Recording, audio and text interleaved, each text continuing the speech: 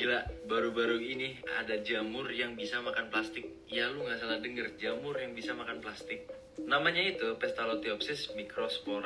Halo guys, selamat malam. Jamur yang bisa makan plastik, Pestalotiopsis microspora. Jadi sebenarnya Pestalotiopsis microspora udah ditemukan sejak 1880.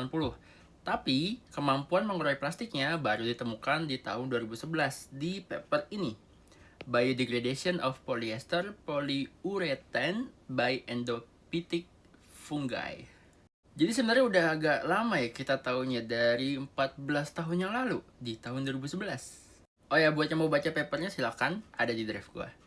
Jadi ceritanya di tahun 2011, 20 mahasiswa dari University of Yale melakukan research trip ke Ekuador untuk melakukan penelitian tentang fungi. Jadi mereka ingin mencari mikroorganisme novel yang baru yang bisa mendegradasi polimer dengan mencari mikroorganisme endophytes. Nah, endophytes sendiri di papernya dijelasin sebagai endophytes are hyperdiverse microorganism including bacteria and fungi that live within the inner tissues of plants without causing overt disease symptoms. Jadi endophytes adalah mikroorganisme, termasuk di dalamnya bakteri dan fungi atau jamur, yang hidup di dalam jaringan tanaman, tapi tidak menyebabkan tanaman tersebut mengalami penyakit atau symptoms dari penyakit. Jadi bakteri dan jamur yang tinggal di dalam tanaman tanpa membuat tanaman tersebut sakit, itu disebut sebagai endophytes. Lalu di bawahnya, fungi such as this contribute to the composition of lignocellulose polymers and are major contributors to the carbon cycle. Jadi jamur yang bersifat endophytes udah pasti merupakan kontributor utama dalam dekomposisi dari lignocellulose polymers, yaitu batang tanaman. Jadi kalau jamur tersebut bisa mengurai lignocellulose polymers, yaitu batang yang ada di dalam batang pohon, ya besar kemungkinan dia juga bisa mengurai polymers yang ada di plastik. Total sampel yang diambil dari hutan hujan Ekuador ada 59.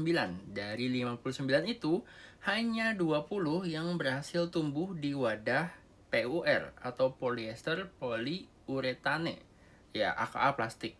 Nah, 20 itu termasuk paling banyak adalah Pestalotiopsis microspora. Dari 20 yang berhasil tumbuh di wadah PUR, hanya 18 yang berhasil mengurai atau mendegradasi polyester polyurethane tadi, PUR tadi.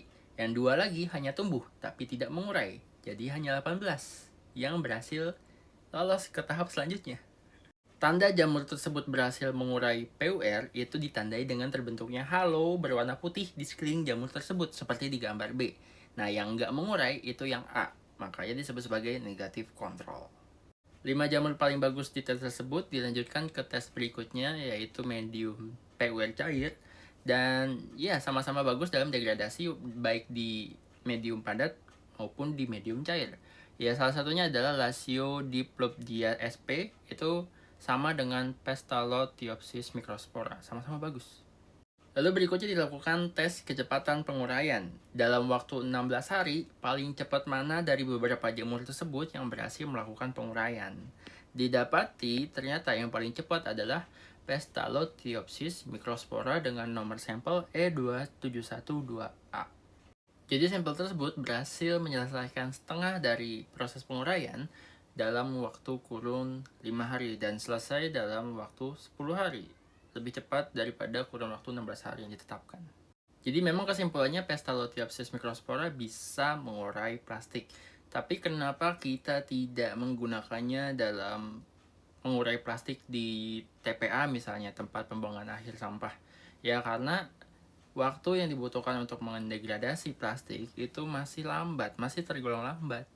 Ditambah kita juga butuh penelitian lanjutan untuk jamur ini, apakah ada efek ke lingkungan atau ke mikroorganisme yang lain, jadi masih belum bisa diaplikasikan secara skala besar.